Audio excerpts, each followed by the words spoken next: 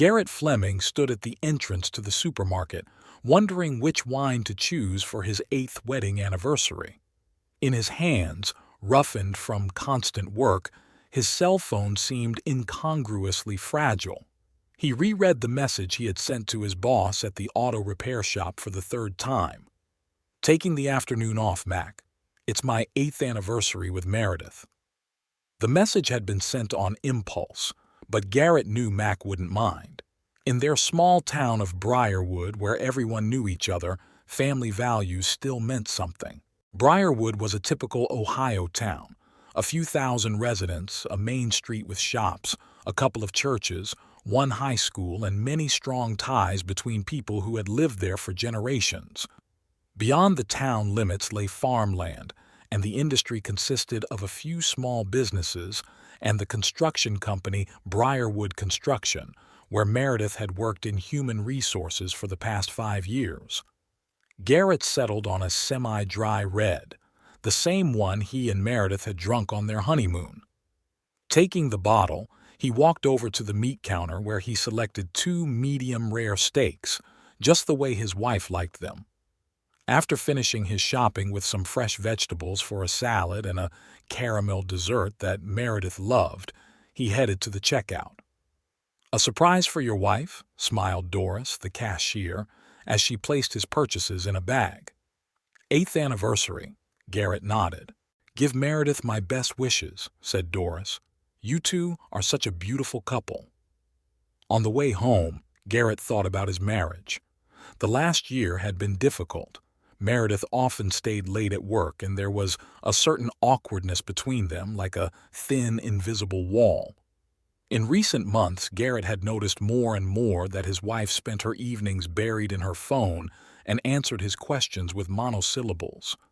He hoped that tonight would help them regain the intimacy that was slowly slipping away from their relationship. Their small 2-story house with a white picket fence looked the same as it had 8 years ago when they moved here as newlyweds. Garrett remembered how they painted the bedroom walls light blue and dreamed of children, which they still didn't have. It wasn't that they were actively trying to have a baby, but they weren't using contraception either, leaving it up to fate to decide. Sometimes he caught himself thinking that maybe Meredith didn't want children, but she had never said so directly. The house was quiet and cool. Meredith wouldn't be back for another 4 hours. Garrett put the groceries on the kitchen table and headed to the bathroom to take a shower and change. Passing by their shared study, he noticed that his wife had left her laptop on. The screen flickered, displaying an open email client. Garrett had no intention of checking his wife's email. He always respected her privacy. However, his gaze involuntarily lingered on the subject line of the last email: "Weekend at Lakeside Cottage." The sender was listed as Wesley Parker. The name sounded vaguely familiar. He thought Meredith had mentioned that a new assistant manager had recently joined their company. Garrett hesitated. He knew he shouldn't read other people's letters, but his intuition told him that something was wrong. After a moment's hesitation, he walked over to the laptop and opened the correspondence. "Meredith, everything is booked for this weekend. A cottage with a view of the lake. 2 days and 2 nights just for us. I'll take care of everything. Can't wait to see you tonight, Wesley." Garrett felt the blood drain from his face. He scrolled down the chain of emails and found previous messages that left no doubt. Meredith and Wesley had been planning this weekend for at least several weeks.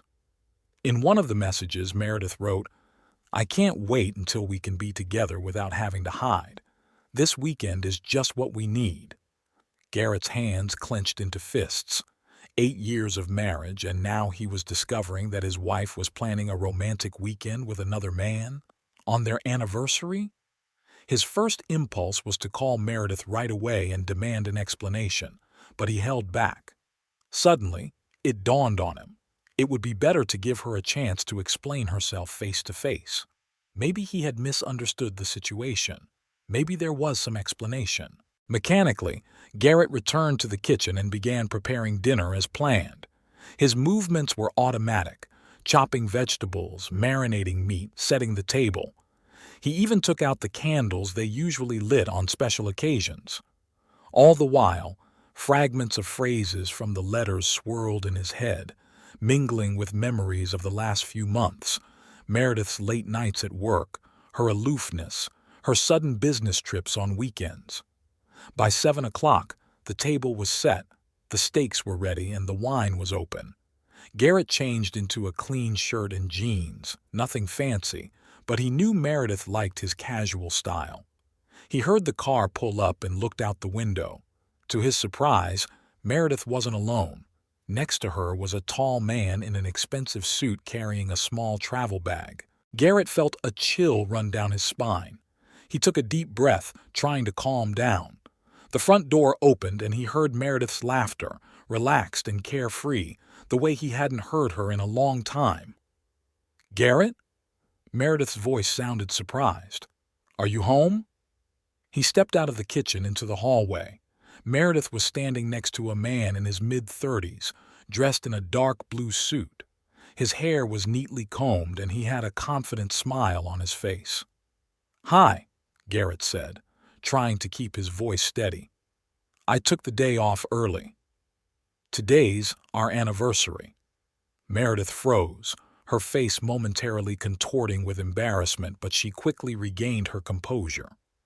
"Garrett, this is Wesley Parker, assistant manager at our company." "Nice to meet you," Wesley said with a smile that didn't reach his eyes. "I've heard a lot about you from Meredith." "I can't say the same," Garrett replied, not trying to hide the coldness in his voice. An awkward pause ensued. Meredith shifted her gaze from Garrett to the candlelit table in the living room, then back to Wesley.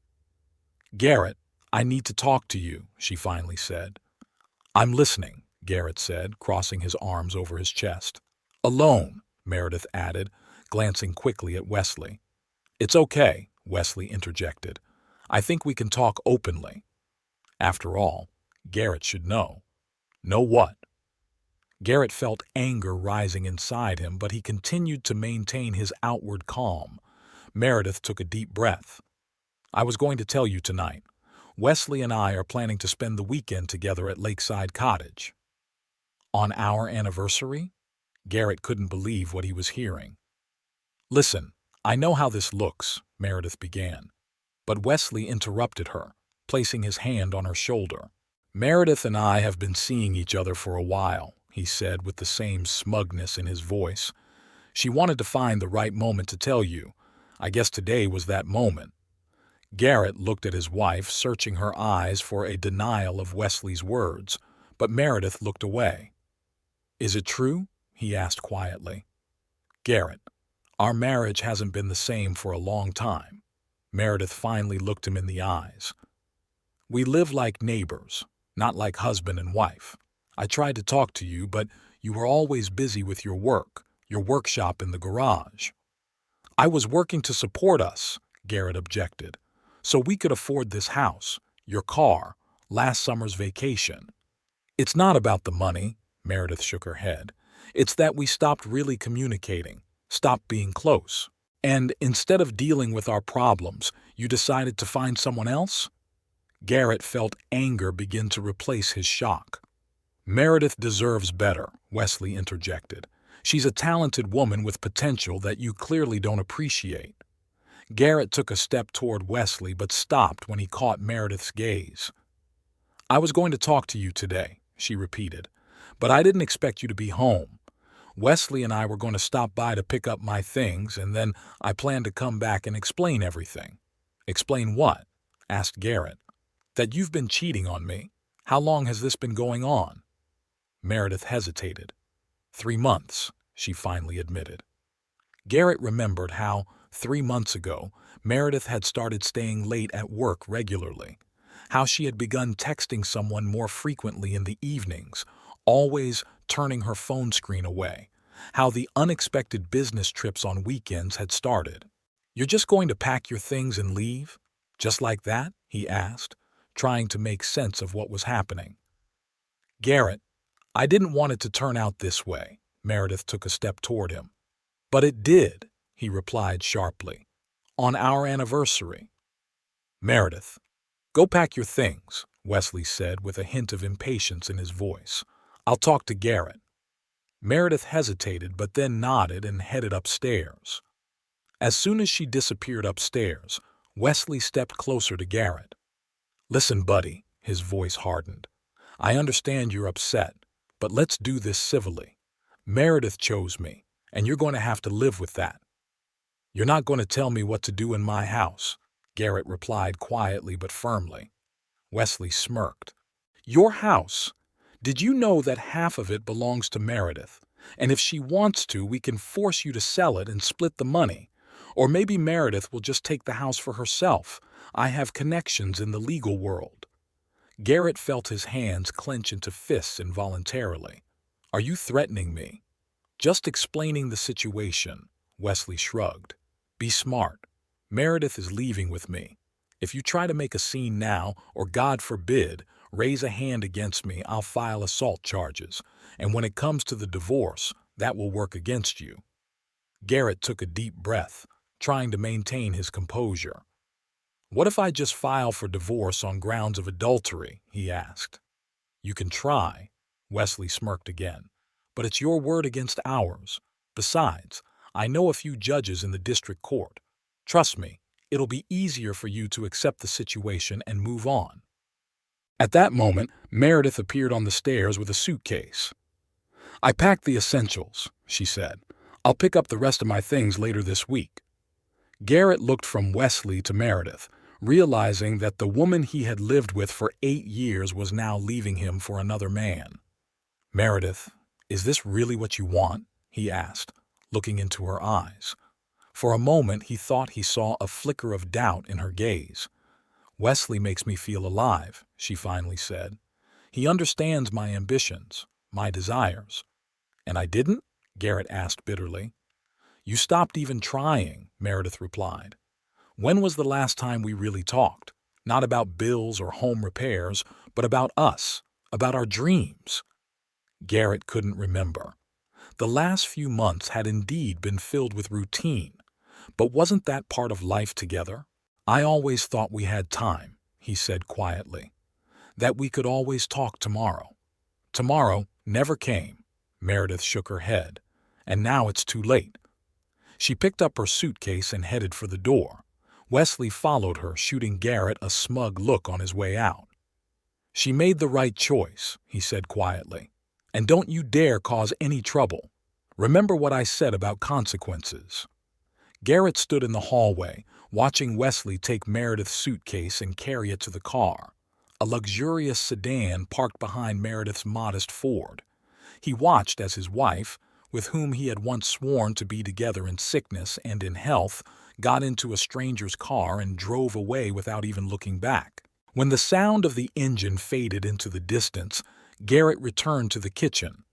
On the table were 2 perfectly cooked steaks, a bottle of wine, and candles that he never lit. He slowly sank into a chair, staring at what was supposed to be their celebratory dinner, and felt a feeling growing inside him that he couldn't quite identify, a mixture of anger, pain, and a strange determination. He wasn't going to give up that easily, not after 8 years of marriage, not after the threats from that smug Wesley. Garrett looked at his phone. He needed to think, to plan his next steps. He knew one thing. This wasn't the end of the story. Garrett sat in the kitchen, staring at the cooling steaks and the flickering candles he had finally lit, more out of habit than anything else. Fragments of thoughts, memories, and unwelcome images of Meredith and Wesley swirled in his head. 8 years of living together, and this was how it ended? No, he couldn't believe it. He couldn't accept it. The front door opened unexpectedly. Garrett looked up sharply. Had Meredith changed her mind? But standing in the doorway was Wesley, alone, with a slight smile on his face. "I forgot to say something," he said, entering the house without invitation. "I wanted to make sure we really understood each other." Garrett slowly rose from the table. "You have no business here. Get out." Wesley smiled and, ignoring Garrett's words, walked into the living room, surveying the interior with the look of someone estimating the value of the property. Nice house, modest of course, but with potential. Meredith said you bought it right after you got married? What do you want? Garrett felt anger rising inside him. Wesley turned to him, his face serious. I want to clear things up. Meredith is with me now. This isn't a fling or a temporary infatuation. She chose me. And I want to make sure you're not going to cause any problems. What kind of problems? Wesley took a few steps around the room, running his finger thoughtfully along the coffee table. You see, Meredith told me that you can be stubborn, maybe even a little aggressive when things don't go your way. What? Garrett couldn't believe what he was hearing. I've never laid a hand on her. Oh, I'm not talking about physical violence. Wesley raised his hands in a conciliatory gesture. More like psychological pressure, control, jealousy, restricting her freedom. That's all lies, Garrett snapped. I've always respected her personal space, her wishes. Maybe, Wesley shrugged, but the word of a successful corporate manager against that of a car mechanic. Who's going to believe you if it goes to court? Garrett clenched his fists but held back. Wesley was clearly trying to provoke him. Why are you doing this? Garrett asked. Not only did you take my wife, but now you come here to threaten me? Wesley unbuttoned his jacket and sat down in the chair as if he were at home. I came to make a deal. Meredith doesn't want a scandal or a messy divorce. Neither do I. It's bad for our reputations, you understand? He paused, watching Garrett's reaction closely. The company can't know that she left her husband for her manager. It could hurt her career, and mine too. So, Garrett said slowly, beginning to understand, you want me to just agree to a divorce without mentioning your existence? Exactly, Wesley nodded. A quick, quiet divorce by mutual consent. No dirty details, no accusations of infidelity. And what do I get in return? Garrett asked. Wesley took an envelope from his jacket's inside pocket and placed it on the table. $20,000. Cash. Consider it. Compensation for your inconvenience. Garrett stared at the envelope, unable to believe his eyes. Did this man really think he could buy his silence? What could possibly buy back 8 years of marriage? And if I refuse? Wesley's face hardened. Then I'll make your life very unpleasant. I have friends at the tax office who might take an interest in your workshop. I have connections at the bank where you have your mortgage. He rose from his chair and moved closer to Garrett. And if you're thinking of filing for divorce on the grounds of adultery, here's something to think about. I'll record Meredith in tears, telling me about your insults, how you controlled her every move, how you made her feel worthless. And then I'll accidentally send the recording to the judge. That's not true, Garrett said. What does it matter? Wesley shrugged. All that matters is what other people believe. And believe me, I can be very convincing. Garrett felt something break inside him, his last illusions about a peaceful resolution crumbling away. He realized that he wasn't just dealing with a man who had stolen his wife, but with a manipulator who would stop at nothing to get what he wanted.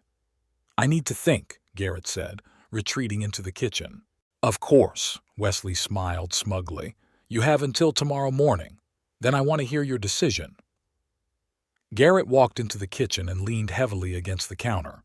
His gaze fell on the bottle of mustard powder he had left behind after making the steak marinade. Next to it were jars of salt and pepper. Something clicked in his head. A vague idea began to form. He returned to the living room where Wesley was leisurely studying the photographs on the wall, pictures of Garrett and Meredith in the happy days of their marriage. I have a proposal, Garrett said, making Wesley turn around. Really? What is it? A fair fight, Garrett said, surprising himself with his words. Between you and me, if I win, you leave Meredith alone, forever. Wesley laughed. Are you kidding?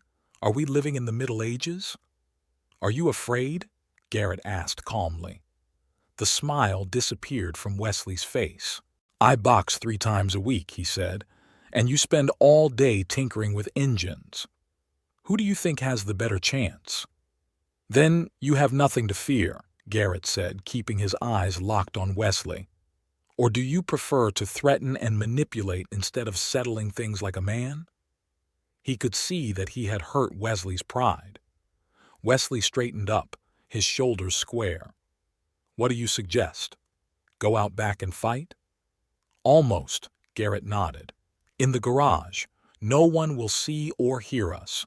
No witnesses, no consequences. Just you and me. What are the rules? Wesley asked, and Garrett knew he had taken the bait. No rules. Just a fair fight until one of us gives up.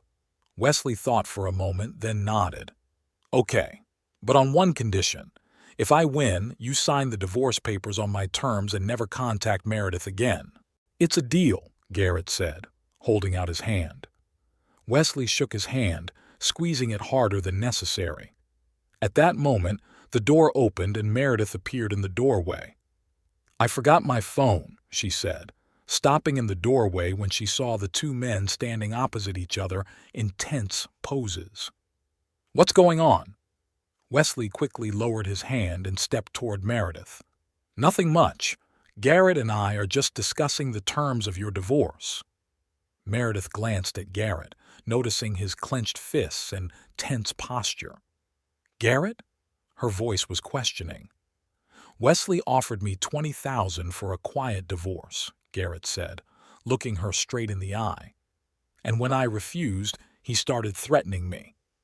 That's not true, Wesley protested, but Meredith raised her hand to stop him. I heard enough of your conversation on my way home, she said quietly. And I don't like what I heard, from either of you.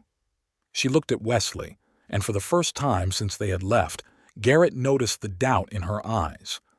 We'll talk later, she said firmly to Wesley. Right now, I want to get my phone and leave. Meredith, Garrett took a step toward her. You really want to leave with a man who's offering money for you to stay out of my life? Who threatens me just to get what he wants? Meredith stopped, looking at Garrett with an expression he couldn't decipher. I don't know what I want right now, she replied after a pause. But I know I need time to think, away from both of you. She quickly went upstairs to get her phone, leaving the men in an awkward silence. When she returned, she addressed Wesley. I'm going to my sister's for a couple of days. I need to sort out my thoughts. But we were going to Lakeside Cottage, Wesley objected. Everything's already been paid for. You go ahead, Meredith replied coldly. And think about your behavior.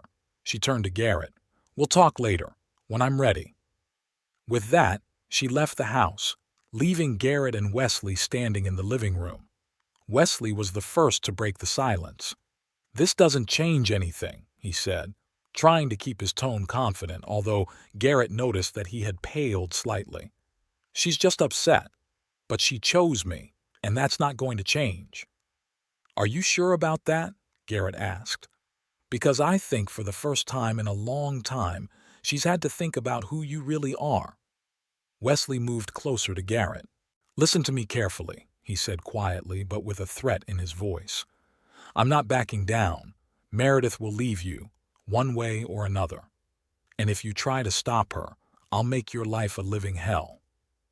I'll repeat my offer, Garrett replied, not backing down an inch. A fair fight. If you're so sure of yourself and of Meredith's choice, you have nothing to fear. Wesley stared at him for a few seconds, then nodded slowly.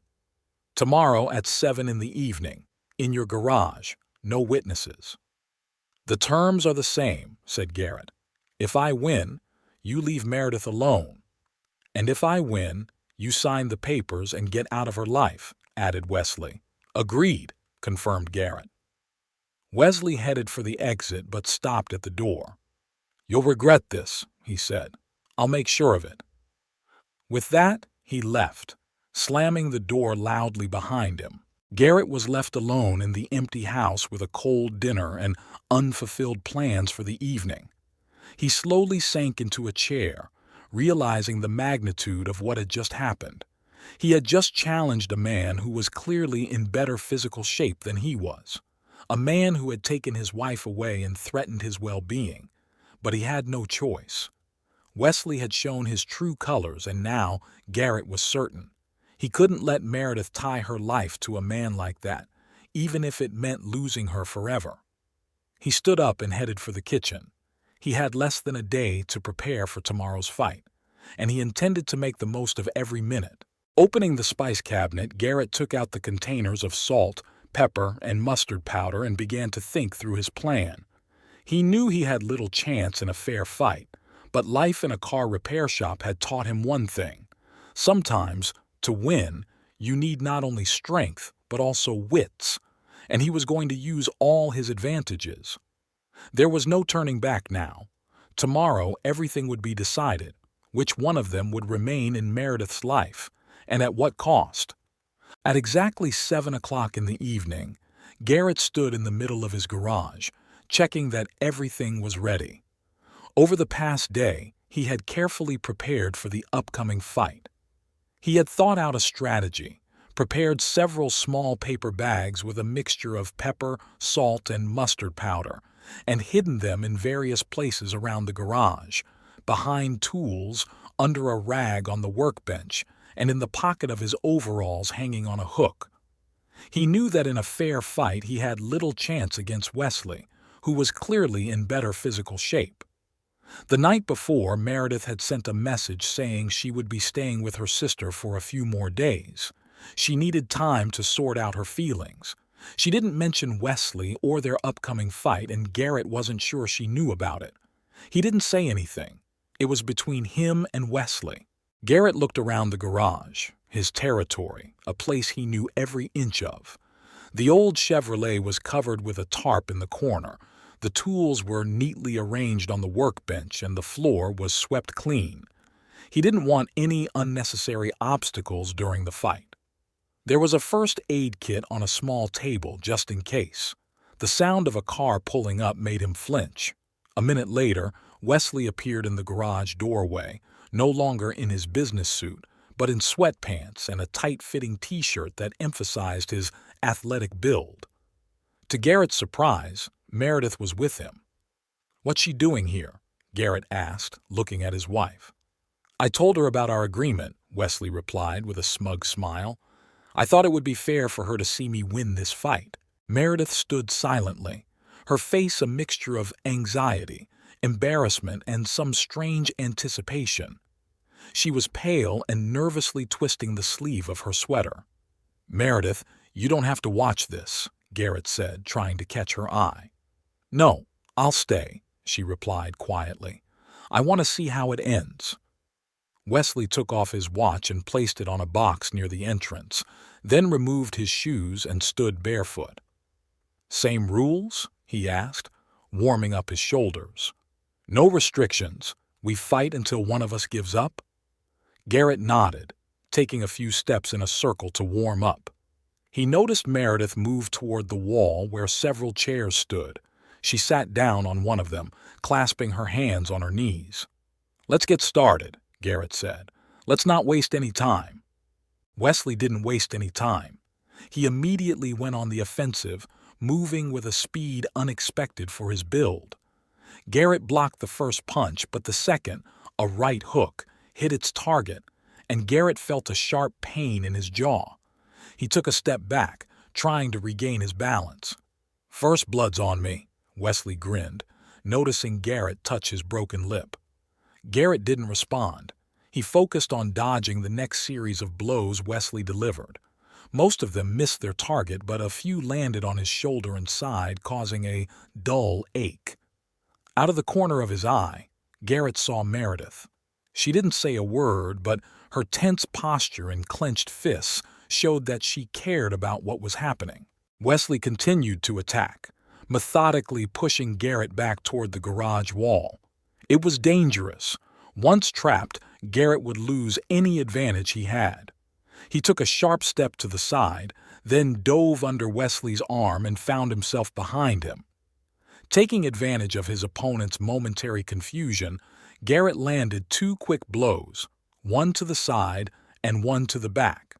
They weren't the strongest blows, but they were enough to make Wesley gasp in pain. "Not bad for a car mechanic," Wesley said, turning around. "But not enough." He attacked again, this time more cautiously. His blows were precise and calculated, most of them blocked or dodged by Garrett, but some still found their mark. Garrett felt a bruise forming under his eye and his lip continued to bleed. "Garrett," Meredith said suddenly, "you don't have to do this. Just admit defeat." "Listen to your wife," Wesley said with a smirk. "She always knew how to pick a winner." That comment struck a chord deep inside Garrett. He wasn't a fighter, but at that moment he felt a rush of adrenaline that made him attack with unexpected ferocity. He landed a series of quick blows, not giving Wesley time to recover. Two of them landed, one in the solar plexus, the other in the jaw, causing Wesley to stagger. Meredith screamed, but Garrett barely heard her. He was focused on the fight, on his opponent, who had straightened up and was now staring at him with undisguised fury.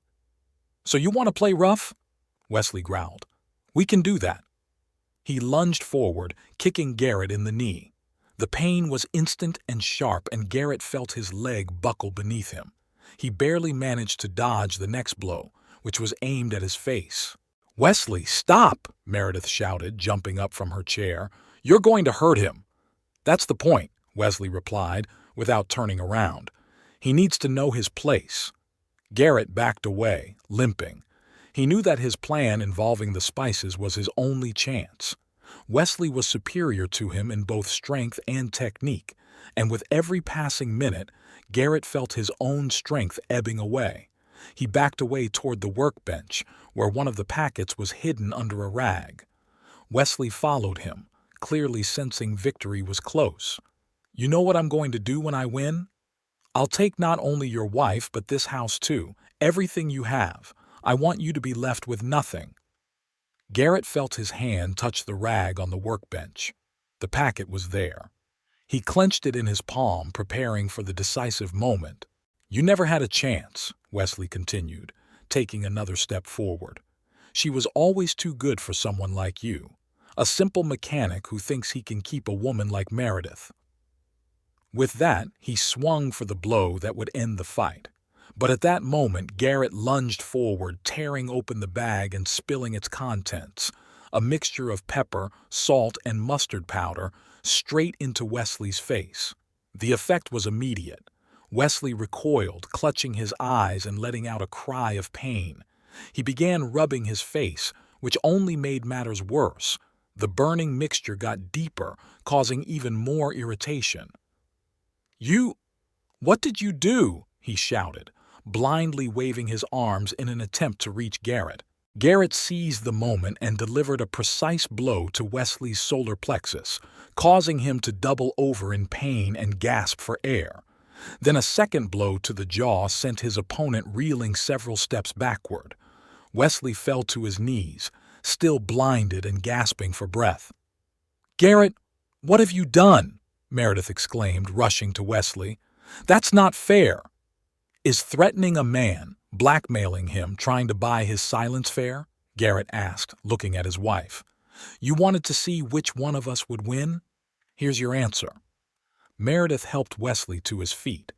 He was still rubbing his eyes, which were red and teary.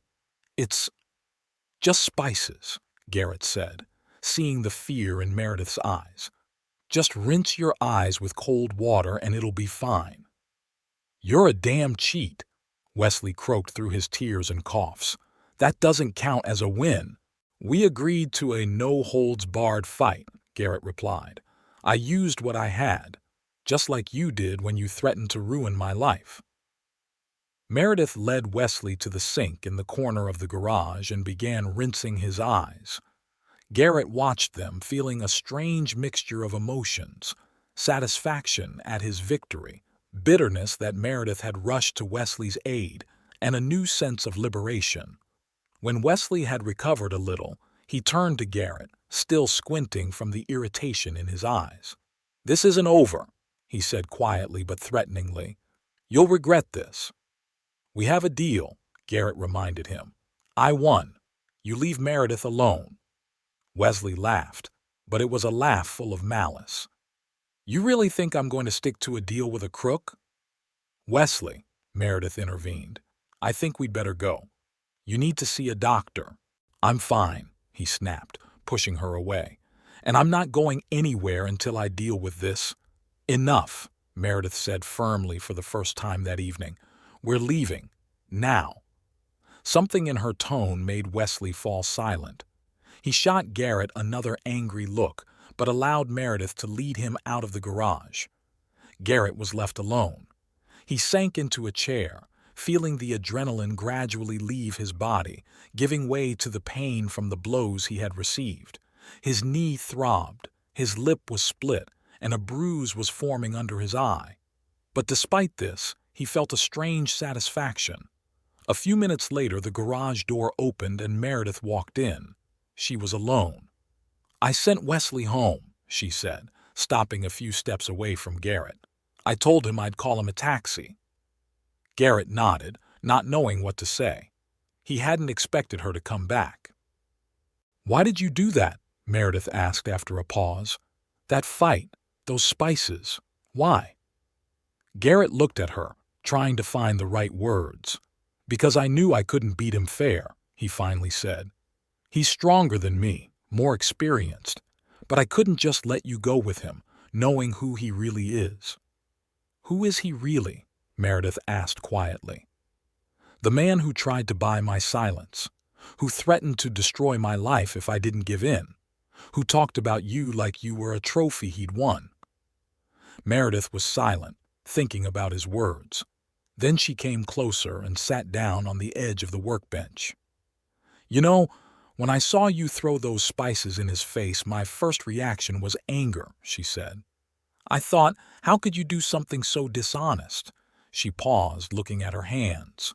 "And then I thought about what I heard when I came back from my phone, all the threats, the money he offered, and I realized that what you did with the spices was just a response to his meanness. You were just fighting back with the weapons you had."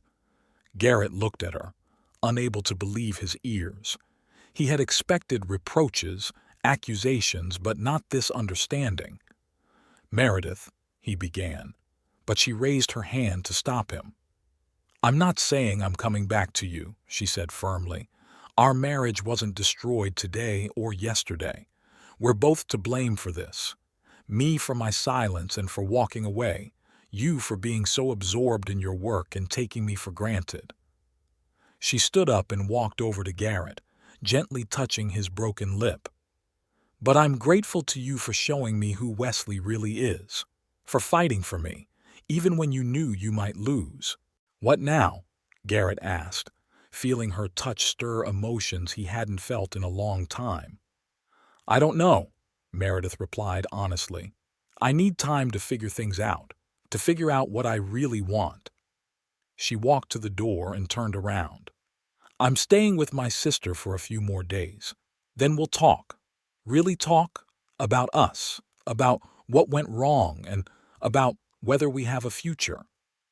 With that, she left, leaving Garrett alone with his thoughts. He didn't know if Meredith would come back to him. He didn't know if they could repair what had been destroyed over years of neglect and silent resentment. But he was sure of one thing. Today he had challenged not only Wesley, but himself. And in this battle for his dignity, he had won a victory that was perhaps more important than winning the fight. Garrett slowly got up, wincing at the pain in his knee, and headed for the house. He needed to tend to his wounds and rest. Tomorrow would be a new day, and he had to be ready for whatever it brought. The week after the fight in the garage passed in a blur for Garrett. The bruises gradually faded. His knee still hurt a little when he walked, but the physical wounds healed faster than the emotional ones. He returned to work at the auto repair shop, trying to keep his hands and mind busy with familiar tasks, but his thoughts kept returning to Meredith and their broken marriage. On the 8th day after that ill-fated anniversary, Meredith finally called. "I want to talk," she said without preamble. "Can I come over?" Garrett agreed, and an hour later Meredith was at their house. Now, perhaps, only his. She looked tired but determined. Sitting down at the kitchen table across from him, she took a deep breath. "I broke up with Wesley," she began. "After that fight and everything I heard, I realized he's not the man I thought he was." Garrett nodded silently, not knowing what to say. He had been waiting for those words, but now that he heard them, he didn't feel the relief he had expected. "Garrett, I made a terrible mistake," Meredith continued, looking him in the eyes. "I betrayed you, our marriage, everything we had. I know I don't deserve forgiveness, but I'm asking you to give us another chance." He looked at the woman he had lived with for 8 years, the same woman who, just a week ago, had been planning a romantic weekend with another man, who had brought that man into their home on their anniversary, who was ready to walk away without looking back. "Meredith," Garrett said slowly, "you're right.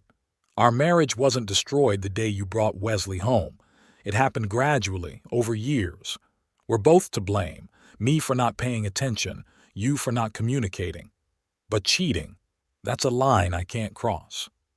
"I understand," Meredith said quietly, lowering her gaze. "But people make mistakes. Can't we try to fix things?" "It's not just about cheating," Garrett replied. "It's about trust. I can't trust you anymore. Every time you stay late at work or go somewhere, I'll wonder who you're really with. And I don't want to live like this, Meredith. I don't want to be the kind of man who checks his wife's phone or follows her around."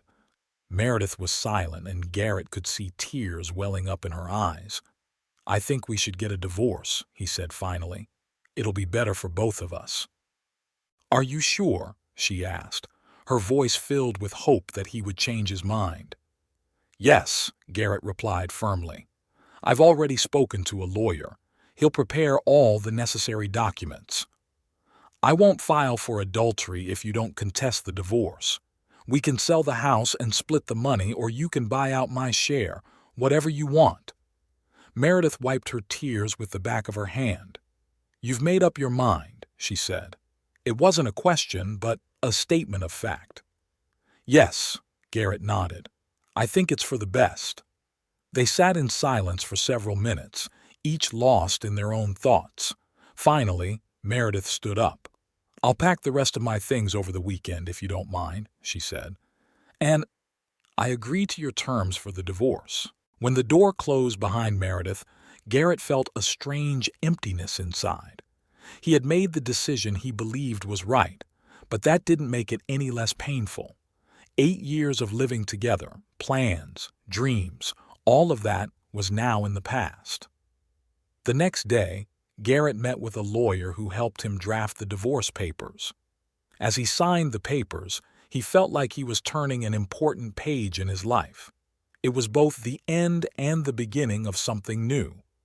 When he got home, Garrett sat down at his computer. He didn't know Meredith's email password, but she often used his laptop and had apparently forgotten to log out of her account.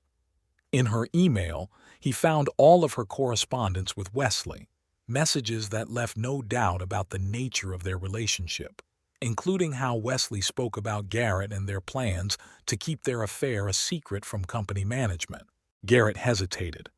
Part of him wanted to just close this chapter of his life and move on. But another part remembered Wesley's threats, his attempts to manipulate and blackmail him. A man like that couldn't be allowed to get away with it. After much deliberation, Garrett created a new anonymous email account and forwarded the most compromising letters to the work addresses of Briarwood Constructions Management, which he easily found on their official website. He didn't add any comments. The letters spoke for themselves. After doing so, he felt not malice but rather relief. It was as if he had lifted a heavy burden from his shoulders. Whatever happened next, Wesley would get what he deserved. For the next 2 weeks, Garrett immersed himself in his work. He was the first to arrive at the workshop and the last to leave. Mac, his boss, noticed the change but didn't ask any questions. News traveled fast in a small town, and he probably already knew about Garrett and Meredith's breakup. There was no word from Meredith except for a short message saying she would pick up the rest of her things over the weekend. Garrett didn't know what was going on at the company after his anonymous letter, and he didn't try to find out. One day, on his way home from work, Garrett noticed a small flower shop that had recently opened on the main street of Briarwood. Something made him stop. Perhaps it was the bright flowers in the window, contrasting with the gray autumn day, or simply the desire to bring something alive into the emptiness that had settled there. The shop was small but cozy. Vases with a variety of flowers stood everywhere, and a fresh scent lingered in the air. Behind the counter stood a young woman whom Garrett had never seen in town before. "How can I help you?" she asked with a slight smile. "To be honest, I don't know," Garrett admitted. "I just stopped in to look around." "Then take your time," she replied. "I'm Elisa, by the way. I just moved to Briarwood." "Garrett," he introduced himself. "I've lived here all my life." Elisa was unlike any woman he usually associated with. She exuded a sense of inner freedom and calm. She didn't try to fill the silence with unnecessary words, allowing Garrett to look around the store at his own pace. In the end, he bought a small cactus, a plant that, as Elisa assured him, was difficult to kill even without any experience in caring for flowers. The next day, Garrett returned to the shop, this time with a purpose. Elisa greeted him like an old friend, and they struck up a conversation. She told him that she had moved from the big city, tired of the noise and bustle. Briarwood had attracted her with its quiet atmosphere and the opportunity to start her own business. Garrett hadn't planned on talking about his situation, but somehow the conversation turned to his life, and he briefly mentioned his divorce. Elisa didn't offer unnecessary sympathy or unsolicited advice. She just nodded understandingly. "New beginnings are always difficult," she said, "but sometimes they're necessary to move forward." There was so much wisdom in those words that Garrett felt a sudden sense of relief. For the first time in many days, he smiled sincerely. On Saturday morning, as promised, Meredith came to pick up her things. Garrett offered to help, but she declined. They worked in silence, each in their own part of the house, avoiding unnecessary encounters and conversation. When the last box was loaded into Meredith's car, she paused at the door. "I wanted you to know," she said quietly. "Wesley was fired from the company. I handed in my resignation too. I can't work there anymore after everything that's happened." Garrett didn't pretend to be surprised. He just nodded. "What are you going to do now?" he asked. "My sister offered to let me move in with her in Cincinnati for a while," Meredith replied. "I think it's a good idea. A new city, a new job, a new life." "I wish you luck," Garrett said sincerely. Meredith looked at him for a few seconds as if she wanted to say something else, but then she just nodded and headed for her car. Garrett stood in the doorway, watching her drive away. A strange feeling came over him, not so much sadness as acceptance of the inevitable. Their paths had diverged, and perhaps that was how it should be. That evening, Garrett went to the local pub, not to get drunk, as some might think, but to avoid being alone in an empty house. Mac, his boss, was sitting at the bar. "I heard your ex left today," Mac said, pushing a beer toward him. "How are you?"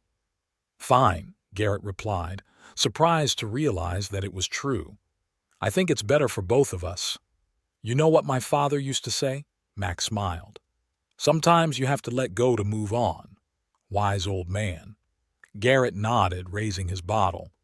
To wise old men and new beginnings. The following week, Garrett received official notification from Meredith's lawyer that she had agreed to all the terms of the divorce and wanted him to buy out her share of the house. Garrett had no plans to stay in the house filled with memories of their life together, but he understood that Meredith needed the money for a fresh start. He agreed, even though it meant taking out an additional mortgage. That evening, he stopped by the flower shop again, which had become a strange place of comfort for him. Eliza was finishing up, but when she saw Garrett, she smiled and invited him inside. "How's your cactus?" she asked, closing the shop. "Still alive," Garrett grinned. "I think we're getting along." "Would you like to get a coffee?" Eliza suggested unexpectedly. I'm done for the day." They went to a small cafe nearby. The conversation flowed easily and naturally. Elisa told him about her former life in Boston, her job at a large flower company, and how she decided to leave it all behind and start over. "Sometimes you have to be brave and take a step into the unknown," she said. "It's scary, but it's the only way to find something new." Garrett listened to her, amazed at how much her words resonated with his current state of mind. He, too, was standing on the threshold of the unknown, and the thought no longer frightened him as much as it had before. They started seeing each other several times a week, just as friends, talking about everything under the sun. Elisa never pressured him or rushed things, allowing Garrett to get used to this new phase of his life. One day, Elisa asked him why he was staying in a house that clearly evoked such mixed feelings in him. "I plan to sell it," Garrett admitted, "but first I want to renovate it to get a better price, and then maybe I'll find something smaller, more suited to my current needs." "Would you like me to help you choose the colors for the walls?" Elisa offered. "I have a good sense of color, it's my profession." And so, step by step, Garrett began to rebuild his life. The divorce was finalized 2 months later, quickly and without drama. The house gradually transformed, becoming less like the place where he had lived with Meredith and more reflective of his own preferences.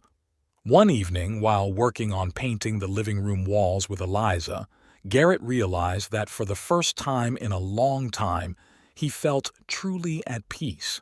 Not happy in the full sense of the word, the wound was still too fresh, but calm, ready for whatever lay ahead. "What are you thinking about?" Eliza asked, noticing his expression. "About life," Garrett replied. "About how sometimes it doesn't go the way you planned, but somehow it still gets you where you need to be." Eliza smiled, a flash of understanding in her eyes. "You know, there's a Japanese concept called kintsugi," she said. "It's the art of repairing broken pottery with gold. They don't hide the cracks, they emphasize them, making them part of the object's history and making it even more valuable." Garrett looked at her in surprise. "Do you think that applies to people too?" "I'm sure it does," Eliza nodded. "Our cracks and scars make us who we are. They don't diminish our value, they make us unique." At that moment, Garrett realized that the consequences of his broken marriage, painful betrayal, and difficult decision to divorce had not only destroyed his old life, but also opened the door to a new one, unknown, but full of possibilities. And next to him was a woman who seemed to understand this better than anyone else. 4 months flew by unexpectedly quickly for Garrett. Winter in Briarwood was snowy, and the small town in Ohio seemed frozen under a white blanket. Garrett's life took a new turn, working at the auto repair shop, evenings with Eliza, gradually fixing up the house he had decided to keep after all. His relationship with Eliza developed slowly, without haste. They didn't force things, understanding that Garrett needed time to let go of the past completely. Elisa never demanded more than he could give at the moment, and her patience helped him heal. On the day Meredith showed up at his doorstep, it was snowing lightly. Garrett was having breakfast before work when he heard the doorbell ring. Opening the door, he froze in surprise. Meredith was standing there, looking completely different from 4 months ago. Her hair was shorter, her clothes more conservative, and there was a new determination in her whole demeanor. "Hi," she said. "Can I come in? It's cold outside." Garrett stepped aside silently, letting her into the house. Meredith walked into the living room and stopped, looking around. "You've changed a lot," she remarked. "You look good." "Thanks," Garrett replied. "What brought you here, Meredith?" She turned to him, and he saw a mixture of emotions in her eyes: determination, uncertainty, hope. "I've come back to Briarwood," she said. "I found a new job at a company in the next town, and I wanted to see you." Garrett didn't answer, waiting for her to continue. Meredith took a deep breath. "These months away from everything familiar have given me time to think. about us, about what I did, about what I want out of life. And I've realized that I made a terrible mistake, Garrett. She took a step toward him. I know I hurt you, and I understand why you couldn't forgive me then. But I've changed. I've learned a lot about myself, about my mistakes, and I thought, maybe we could try again. Start with a clean slate. Garrett looked at the woman who had once been the center of his universe. He saw the sincerity in her eyes, saw that she had truly changed, but he also felt that something inside him had changed too. Meredith, he said slowly, I'm glad you found your way, I really am. But I can't go back to the past. I'm not asking you to go back to the past, she said quickly. I'm suggesting we create something new. We've both changed, grown up. Maybe we can make it work now. Garrett shook his head. It's not that. I'm moving on, Meredith. I have someone in my life now. He saw her face change, the hope in her eyes replaced by understanding and a hint of sadness. I understand, she said quietly. I was too late. I don't think it's about time, Garrett replied. Sometimes relationships just end and you have to accept that. What happened between us changed me, changed how I feel about you. I don't hold a grudge, Meredith. I've forgiven you, but that doesn't mean we have to be together. Meredith looked down, gathering her thoughts. Who is she? She finally asked. The woman you're with now. Her name is Eliza, Garrett replied. She owns a flower shop downtown. Does she make you happy? There was no jealousy in Meredith's voice, only genuine curiosity. Yes, Garrett replied simply. She understands me like no one ever has before. She gives me space, but she's always there when I need her. And with her, I can be myself, without trying to live up to anyone's expectations. Meredith nodded slowly. I'm happy for you, Garrett. I really am. You deserve to be happy. She walked over to the window and watched the snow fall. You know what's ironic? I always thought I was attracted to people like Wesley, successful, ambitious, with good careers, but it turns out that everything I needed was right here all along. I just couldn't see it. We often don't appreciate what we have until we lose it, Garrett remarked. Yes, Meredith agreed with a sad smile. Classic mistake. She turned to him. I wish we could stay friends, Garrett. I realize that might be asking too much after everything that's happened, but I'd like to know that you're okay. Garrett thought about it. The idea of being friends with Meredith seemed strange after everything they'd been through.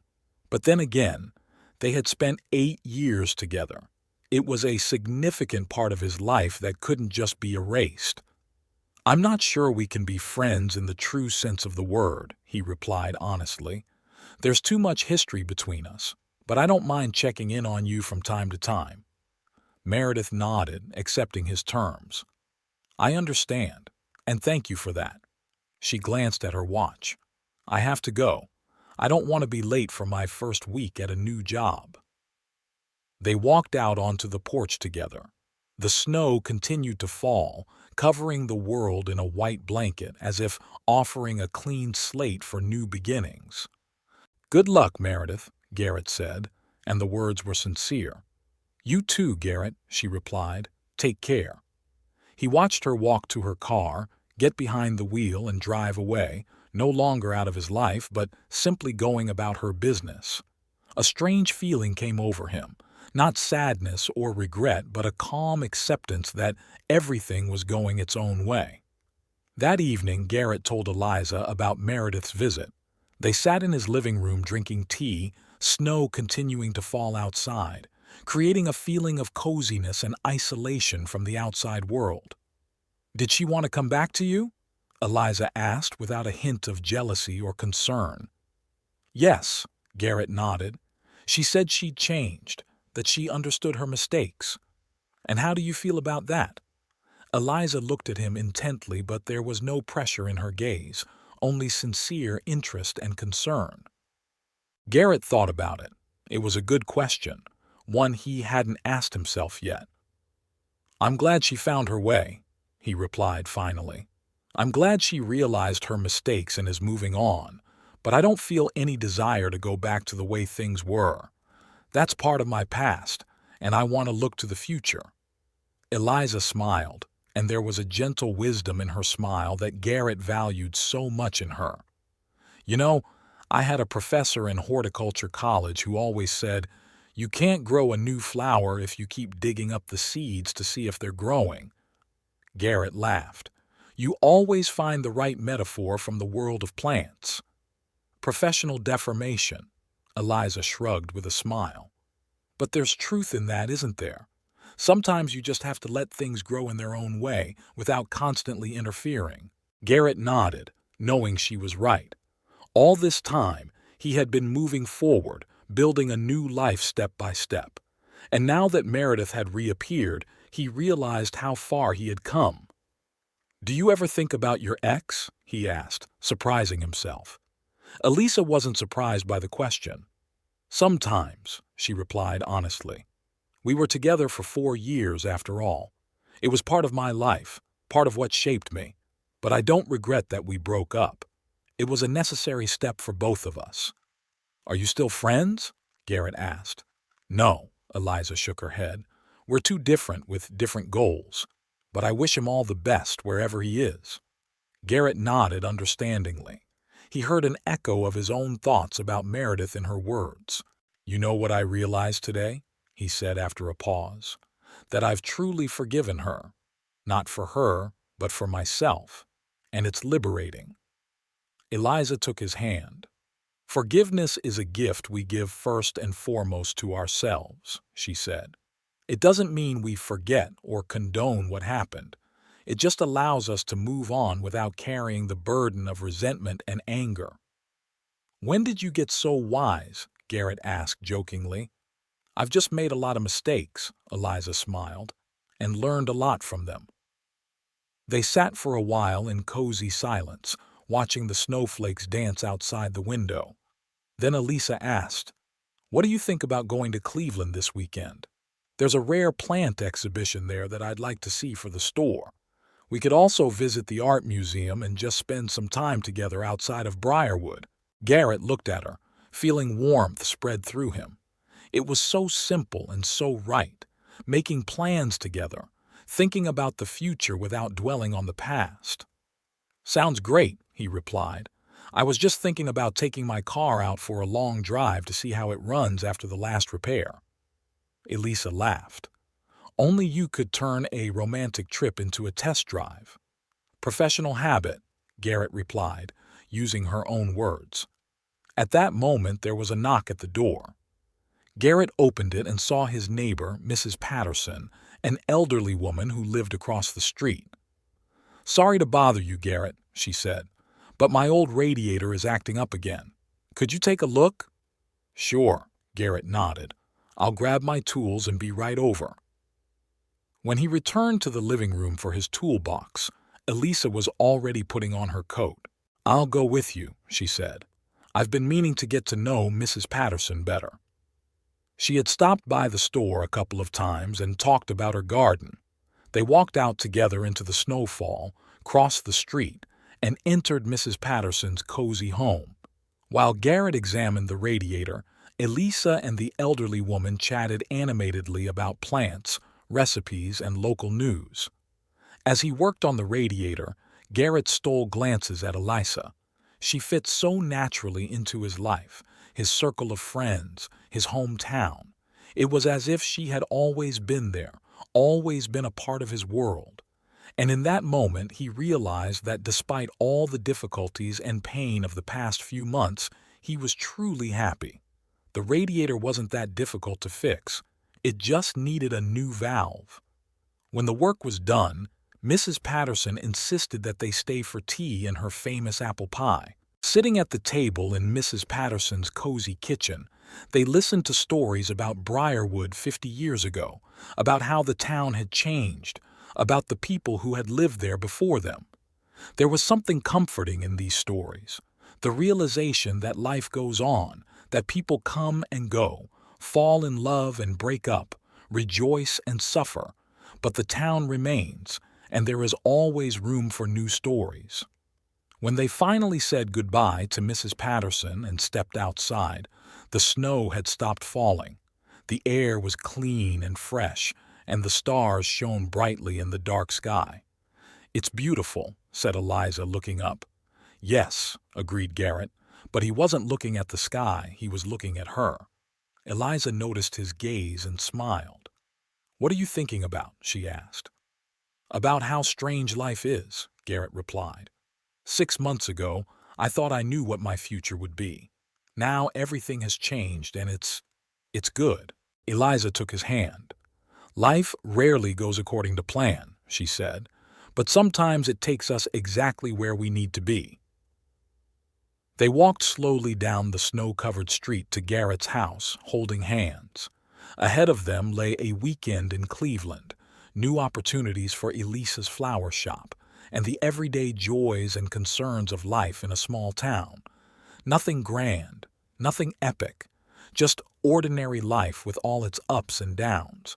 And Garrett understood that it was in this simplicity that true happiness lay. Not in loud words and dramatic gestures, but in quiet moments of shared joy, in the feeling that you are not alone, that there is someone nearby who accepts you for who you are, with all your scars and imperfections. He squeezed Eliza's hand tighter, and she responded in kind.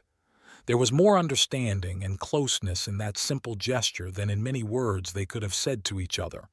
And that was enough. That little confirmation that they were together, here and now, ready for whatever tomorrow might bring. Me.